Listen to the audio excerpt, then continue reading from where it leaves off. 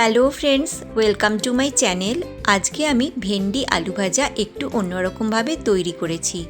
এটা ভাত, রুটি, পরোটা সকলের সঙ্গেই খেতে দারুণ লাগে। এই ভাজার জন্য এখানে আমি 2 চামচ পোস্ত নিলাম। এবার কড়াই গরম হয়ে যাওয়ার পর গ্যাসের ফ্লেমটা একদম লোতে করে দিয়ে দিলাম পোস্ত। এবার সামান্য একটু নাড়াচাড়া করে ড্রাই রোস্ট করে নেব। 1 মিনিট মতন হয়ে গেছে। এবার এগুলোকে একটা বাটিতে তুলে নিচ্ছি। এখানে আমি 300 গ্রাম ভেন্ডিকে ভালো করে ধুয়ে নিয়ে জল ঝরিয়ে শুকিয়ে নিয়েছি। কড়াইয়ে সর্ষের তেল গরম হয়ে যাওয়ার পর দিয়ে দিলাম কালো জিরে আর 2টো চেরা কাঁচা লঙ্কা। একটু নেড়ে দিয়ে দিলাম পেঁয়াজ কুচি। এখানে আমি একটা বড় সাইজের পেঁয়াজ নিয়েছি। গ্যাসের ফ্লেমটা এই সময় মিডিয়ামে করে দিয়েছি। এবার একটু নাড়াচাড়া করে ভাজা ভাজা করে নেব। 2-3 মিনিট মতন হয়ে গেছে। এবার দিয়ে দিলাম আলু। এখানে আমি 2টো মিডিয়াম সাইজের আলু নিয়েছি। এবার কিছুক্ষণ নাড়াচাড়া করে নেব।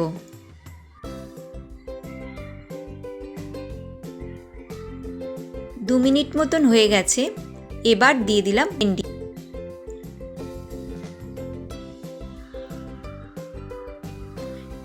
গ্যাসের ফ্লেমটা মিডিয়ামেই রাখা আছে। আবারও কিছুক্ষণ নাড়াচাড়া করে নেব।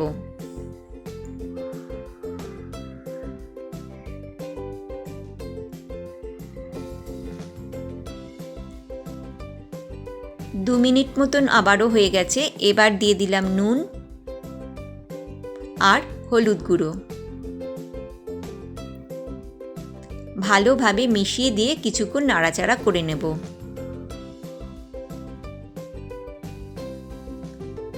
দু 3 মিনিট মতন হয়ে গেছে। এবার গ্যাসের ফ্লেমটা মিডিয়ামে রেখেই কড়াইটা কিছুক্ষণের জন্য ঢেকে রাখছি। 7-8 মিনিট মতন হয়ে গেছে। ঢাকনাটা খুলে নিলাম। মাঝখানে ঢাকনা খুলে নেড়ে নিয়েছিলাম। আলু ভেন্ডিগুলো সফট হয়ে গেছে। এবার দিলাম আরও 2টো চেরা কাঁচা লঙ্কা আর দিয়ে দিলাম পোস্ত।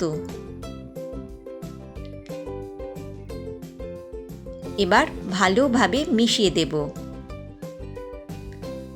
আর কিছুক্ষণ নাড়াচাড়া করে নেব।